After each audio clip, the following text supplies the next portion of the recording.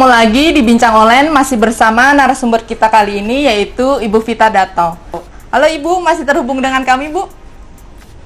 Yes, Iya. masih. Nah, untuk segmen kedua kali ini kita akan membahas mengenai geliat dan protokol kesehatan di tengah pandemi. Bu Vita ini kan sebagai ketua ya Bu ya, yang di sektor gastronomi network ini Bu. Bisa dijelaskan Bu, gastronomi itu sebenarnya apa sih Bu sebelum kita bicara lebih lanjut Bu?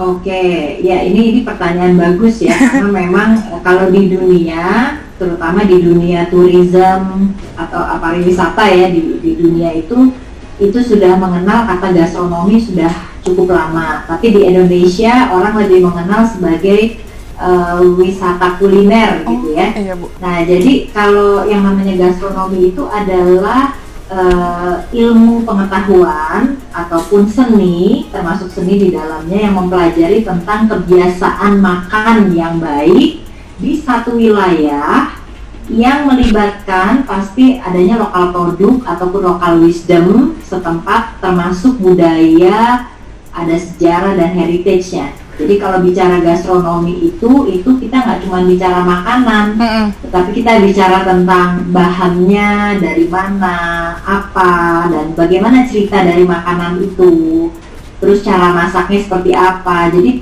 panjang kalau bicara gastronomi itulah yang menjadi daya tarik. Bukan hanya sekedar kita datang ke satu tempat, kalau kita makan, wah makanannya enak gitu. Enggak. Jadi lebih dari hanya sekedar makan dan menikmati makanannya, tetapi kita juga mengetahui bahan-bahannya Bu ya? latar belakang dan budaya di balik. Terima kasih Bu penjelasannya. Bu, kalau untuk sektor kuliner Bu, bagaimana cara menggabungkan atau mengajak mereka untuk tetap mematuhi protokol COVID nih Bu? Kan ini masih di masa pandemi Bu. Nah, kalau di kuliner nih lucu ya, kuliner Iya, Bu. ini kan termasuk industri yang low impact ya, dampaknya maksudnya tidak terdampak terlalu parah dibandingkan dengan industri yang lainnya. Seperti misalnya industri pariwisata lainnya ya, itu kan dampaknya sangat jatuh, atau industri lainnya lah. Kalau makanan ini kan merupakan kebutuhan ya, jadi orang walaupun nggak datang ke satu tempat, tapi dia beli pasti makanan itu pasti dia tetap beli. Jadi memang dengan adanya COVID dampaknya ada, tetapi memang bounce back-nya lebih cepat ya, atau kembalinya lebih cepat dibandingkan dengan industri lainnya. Beberapa kebiasaan memang berubah, seperti misalnya kita biasanya makan makanan yang ready to eat, yang kita makan pesan gitu ya melalui online gitu, terus kita makan langsung bisa dimakan. Kalau sekarang itu kita lebih kepada pilihannya itu adalah frozen food, lalu dimasak sendiri di rumah atau dihangatkan. Nah, dengan adanya COVID, kesadaran customer terhadap kesehatan, terhadap kebersihan itu menjadi lebih tinggi kesadaran itu dibandingkan yang jadi otomatis para pelaku kuliner ini ataupun para penyedia kuliner ini dia akan tergerus dengan sendirinya kalau dia tidak melakukan protokol kesehatan. Karena nggak ada customer yang mau makan dan mau sakit, nggak ada. Jadi memang seperti beberapa online provider ya, dia sudah melakukan misalnya ada tiknya, misalnya sudah dicek suhu, terus sudah di sanitize kendaraannya dan segala macam. Lalu waktu dia mengirim juga kan diikat dengan segel tali plastik itu yang tidak bisa dibuka selain digunting. Nah, hal-hal seperti itu sebetulnya yang membuat orang semakin sadar sebagai pelaku kuliner itu kalau dia tidak bisa compete di masa COVID ini, walaupun makanannya enak, orang nggak akan pesen. Itu jadi memang lebih, kalau dari segi kita take away itu kita lebih aman sebagai customer karena kita juga bisa menghangatkan makanan itu di rumah.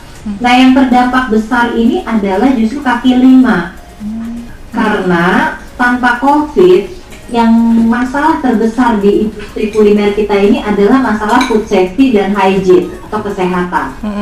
Jadi bayangkan kaki lima itu masih misalnya mencuci dengan ember yang pinggir jalan ya Bu ya? Cuma dua, ya di pinggir jalan, dua itu juga yang satu sabun, satu lagi ember bersih tapi udah jadi gitu ya. Yes, nah jadi buat orang-orang yang di kaki lima itu Kalau dia tidak mau merubah habitnya, maka ya tutup, jualannya akan tutup gitu loh. Itu loh kira-kira. Nah Bu, berarti masih nyambung nih Bu, pertanyaan saya yang kedua Bu. Apa saja yang harus diperhatikan oleh sektor kuliner Bu dalam menerapkan protokol kesehatan Bu? Yang harus diperhatikan adalah satu pasti ya, jadi kita tetap pakai 3M tadi, udah pasti itu 3M itu berlaku di industri manapun. Memakai masker, mencuci tangan, dan dia menjaga jarak. Jadi kayak kita kalau beli pun juga kita nggak usah dekat-dekat. Tapi yang paling penting adalah lingkungan sekitarnya. Jadi dia harus ada air mengalir, dia mencuci piringnya dengan benar, makanannya dipanaskan dengan suhu yang betul-betul mendidih 100 derajat Celcius gitu ya.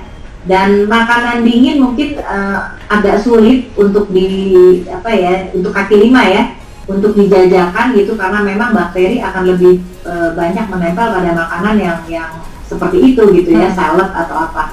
Nah, yang paling penting adalah prosedur dia menghandle makanan itu atau memberikan makanan itu. Dia harus pakai sarung tangan, masker harus ikat kepala, karena rambut itu biasanya juga penting kotor ya, untuk kan rambut itu belum tentu bersih ya. Lalu yang namanya yang krusial itu adalah pembayaran yang dilakukan. Misalnya kita menggunakan uang, kebanyakan pedagang kaki lima itu adalah memegang uang lalu nggak pakai cuci tangan, dia melayani. Nah itulah dimana potensi virus itu akan dengan mudah tertular ke customer. Jadi memang yang menjadi challenge adalah kaki lima tadi. Kalau dia sudah melakukan prosedurnya pakai masker, pakai sarung tangan, lalu semuanya juga dilakukan dengan bersih, gerobaknya disanitasi dan segala macam, tetapi kalau dia masih pakai pembayaran yang sifatnya non-digital, itu menjadi kendala sendiri. Padahal kaki lima kita itu juga masih yang belum paham terhadap digital. Jadi itu makanya pemerintah kita kan melakukan gerakan masif untuk mendorong UMKM ini go digital. Yes, karena tetapi kalau kaki lima ini memang agak susah ya, agak tantangannya agak susah. Jadi memang kaki lima yang memang sudah sadar akan kebersihan dan segala macam, dia sudah punya langganan tetap, dan langganan itu kangen sama makanannya, dia akan datang, dia akan lihat. Kalau memang semua prosedur dijalankan dengan benar, maka kita mau beli, tetapi kita tidak makan di situ, tapi sekali lagi mungkin kita bawa pulang dan kita hangatkan makanannya. Nah ini untuk soal resesi ekonomi, sektor kuliner kan dianggap masih bisa bertahan Bu, di salah satu yang dianggap bisa bertahan di tengah pandemi. Nah menurut Anda bagaimana pendapat itu? Betul, itu betul sekali. Bahkan banyak bermunculan pengusaha-pengusaha baru di bidang kuliner. Jadi penambahan daripada para pengusaha itu cukup signifikan loh. Termasuk pengguna digital ya, digital teknologi. Jadi mereka beralih ke marketing digital, lalu pembayaran digital, itu kenaikannya cukup signifikan di kuliner. Artinya industri ini bergerak ya. Jadi kalau dibilang bahwa industri ini termasuk yang bertahan, yes, yang terdampak tetapi tidak terlalu besar dampaknya gitu ya. Nah ini bagaimana cara sektor kuliner untuk bisa bertahan di tengah pandemi? Kan ada juga Bu yang nggak sukses lah bahasanya gitu, nggak sukses bertahan di tengah pandemi di sektor kuliner, seperti apa? Oke, yang harus dilakukan adalah kita harus melihat sekarang paradigma yang muncul di demand yang ada ya dari customernya gitu. Customer itu lebih memilih sekarang healthy food, jadi makanan yang sehat, karena tidak cukup hanya meminum vitamin lalu melakukan 3M kalau dia juga tidak punya nutrisi yang baik. Lalu tren sekarang itu adalah plant-based food, jadi artinya makanan-makanan yang berbasis tanaman ataupun non daging ya. Jadi orang mengurangi makan daging, bukan berarti nggak boleh ya. Iya.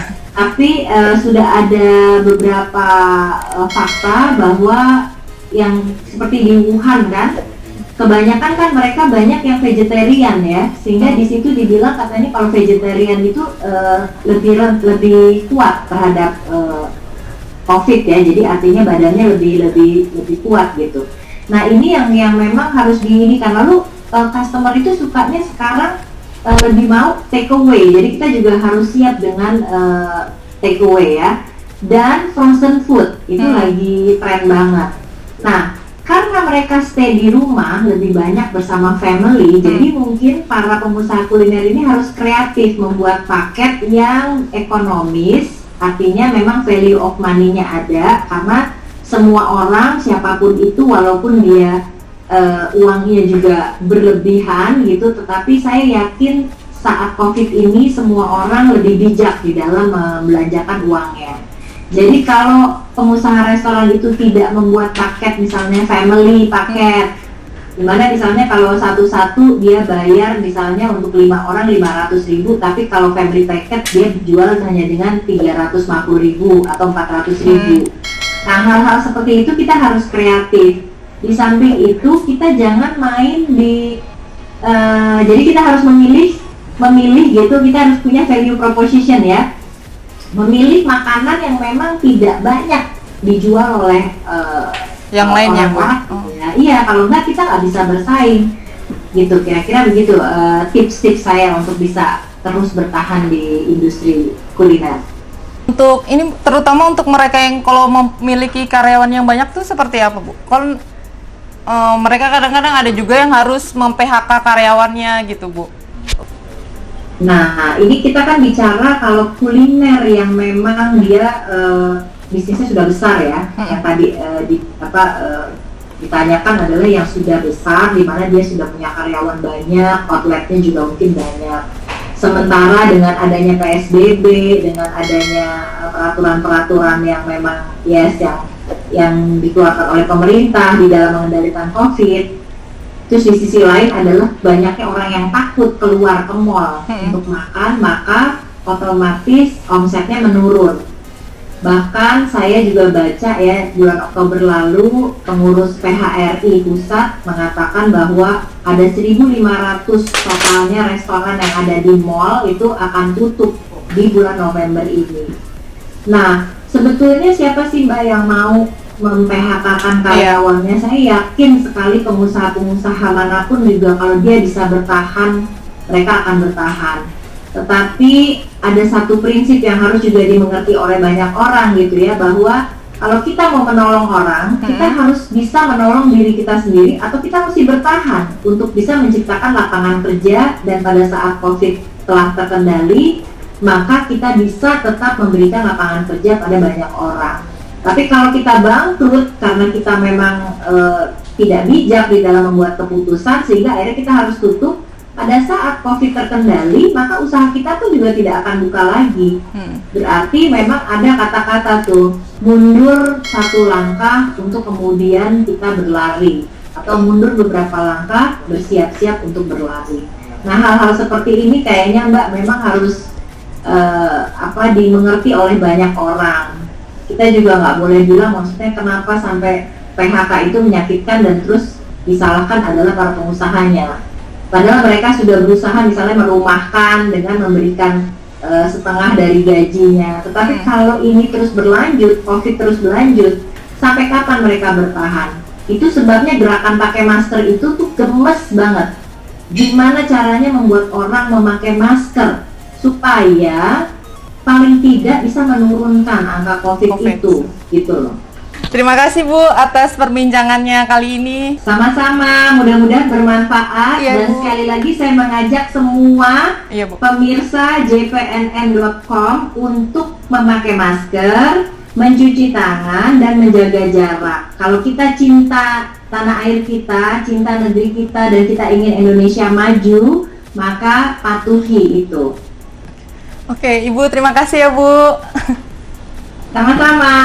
Oke, itu tadi bincang kami bersama Ibu Vita Datau selaku Direktur Kampanye Kelas Perempuan Gerakan Pakai Masker yang juga menjabat sebagai Ketua Indonesia Gastronomy Network.